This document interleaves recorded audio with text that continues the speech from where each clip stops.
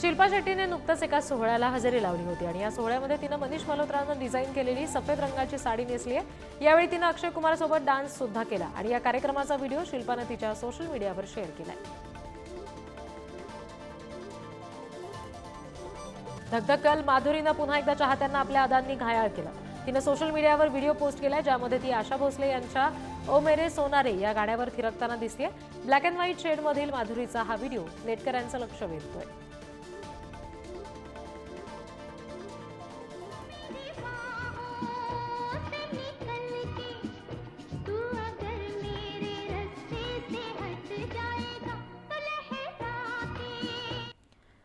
निर्माता दिग्दर्शक करण जोहर याने ऑस्कर सोहळ्याला पार्टीला हजेरी लावली होती आणि या पार्टीसाठी तयार होतानाचा व्हिडिओ त्याने नुकताच शेअर केला।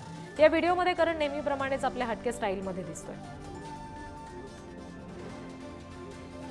महानायक अमिताभ बच्चन यांनी केलेल्या खुलाशाची चर्चा सध्या रंगली आहे। वाढत्या वयाचा कामावर परिणाम होतोय, अनेकदा स्क्रिप्टमधील ओळी बोलताना चुका होत आहेत, त्यामुळे दिग्दर्शकांना आणखी एक संधी देण्याची मागणी करतो अशी कबुली त्यांनी ब्लॉगद्वारे दिली।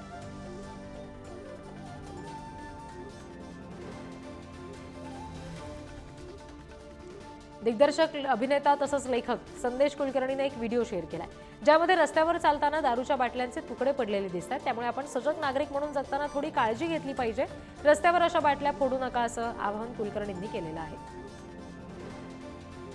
नवी मुंबईमध्ये खेल मंत्रालयानं आयोजित केलेल्या एकात्म अभियानाला सिने अभिनेता संतोष जुबेकर यांना हजेरी लावली आणि यावेळी बोलताना त्यांना स्वारगेट बसस्थानक अत्याचार घटनेतील आरोपींवर सरकारनं कठोर कारवाई करावी अशी मागणी व्यक्त करणारं मत व्यक्त केलं।